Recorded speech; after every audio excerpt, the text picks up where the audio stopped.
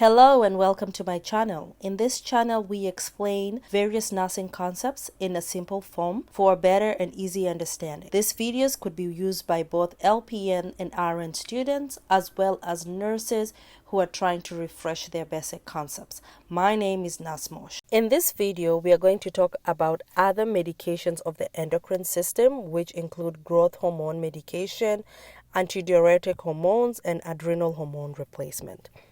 So, antidiuretic hormone. Antidiuretic hormone examples include desmopressin and vasopressin. These medications are used for diabetic insipidus patients.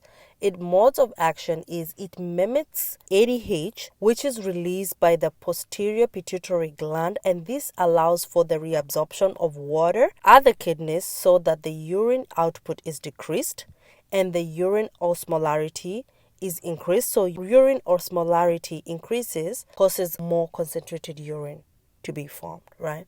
Side effects include overhydration, because we are reabsorbing that water, pounding headache from overhydration. So it's like a fluid overload kind of effect. Things to remember include the patient should reduce the fluid intake during therapy because we are just reabsorbing that water in the body. We should monitor the patient's I's and O's.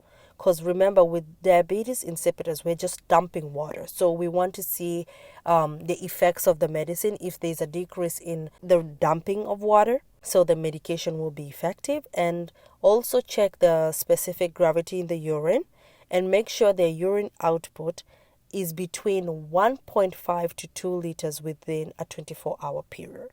Adrenal hormone replacement. So an example of this will be hydrocortisone. Hydrocortisone is a steroid medication.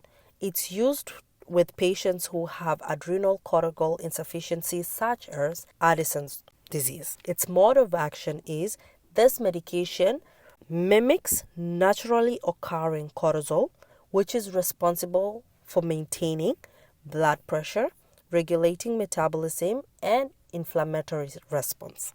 Side effects include peptic ulcers, infection, GI upset, weight gain, adrenal suppression, skin fragility, and bone loss. Always remember to monitor the patients for signs and symptoms of peptic acid, which signs and symptoms of peptic acid are coffee ground emesis and tarry stools. Advise the patient to never stop the medication abruptly. The medication is normally tempered down because we don't want that rebound effect when they just terminate the medication. The doses could be increased in times of stress. Monitor the signs and symptoms of infection. The patient should always take the calcium and vitamin D supplements because of the bone loss. And they should also avoid NSAIDs and alcohol while on therapy. Growth hormone medication. Example, somatropin. It is used with patients who have a growth hormone deficiency, mostly with children, but can also be used with adults.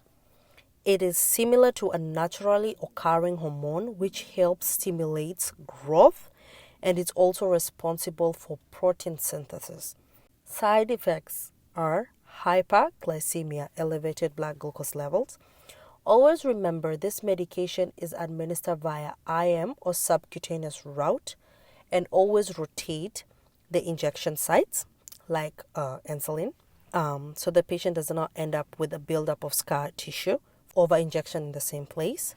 We stop the treatment prior to epiphyseal closure and monitor the patient's growth rate and their bone age frequently, so that we don't miss the epiphyseal closure mark. We stop treatment prior to physeal closure, and for this we have to monitor their growth rate and their bone age frequently so we don't pass that epiphyseal closure mark. Thank you for watching. Please like, share, and subscribe to my channel. See you on the next one. Bye.